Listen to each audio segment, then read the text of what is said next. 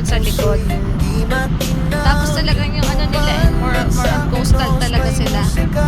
Kasi bulubundukin talaga yung mga ano nila, pinakang gitnang part ng kanilang island. So mas marami pa rin talaga yung mga tabing dagat. Dami pa naman puno dito. Dito pala sa Cebu yan. Sabi ni tatay, ay maraming nakitang mga species, mga ibon, mga hayop na dito lang nakikita sa Cebu yan. May mga unique na mga hayop na dito lang makikita. Ayan, yung mga giting-giting, oh. Ito ay top 3 ba tatay?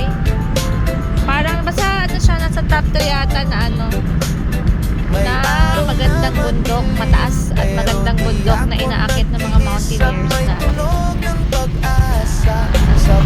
napulog pa talaga siya. In fairness, may pag-virgin pa rin ang ating island.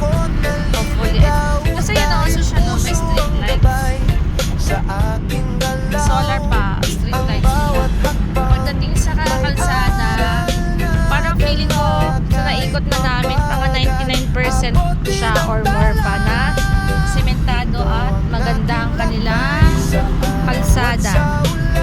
Yun nga lang yung ano dito, transportation nila ay more on ano lang, yung tricycle. Tapos may pangilan-ilang baban. Since may mga ilang turista na rin dito na nagpupunta kasi nga napunta sila sa Costa de Gallo. Kaya may tourist spot na rin dito na dinadayo. Saka ito din, tourist spot na rin nila itong Mount Giting-Giting kasi nga isa sa mga gustong akyatin ng mga mountaineers natin aside sa Mount Halcon. So yun na, we're on our way to Costa de Gallo. Tapos andito din yung cleanest river. Sana tamang pinagsasasan dito yung ating ano nga tanay katiniyan? Ha? Antigas? Antigas pala na river.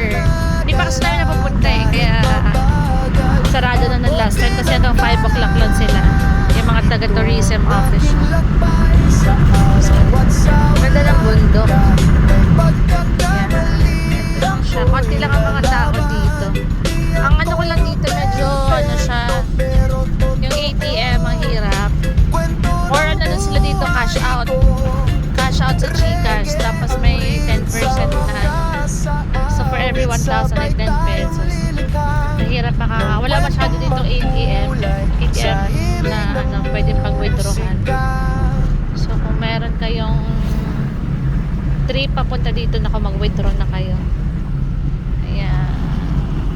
Yun nga lang, medyo mahal din dito yung ano, medyo mahal din yung mga gulay at prutas kasi inaangkat pa rin nila.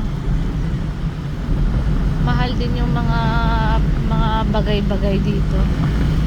Hindi ko alam kung ayaw lang nila magtanim o sabi kasi ni nanay na nakausap namin, tamad daw yung mga tao dahil sa mga ayuda na lang umaasa as usual, mga 4-piece, tupad, ganyan. Hindi naman ako sure, baka ako yung mga lupa ano din, hindi din siya masyadong mataba ang mga lupa kasi ang mahal din dito ultimo yung mga nyug, talong, saging. Ang mahal ang saging, 65 per kilo. So yun siya. Pero yung isda naman dito medyo mura-mura rin.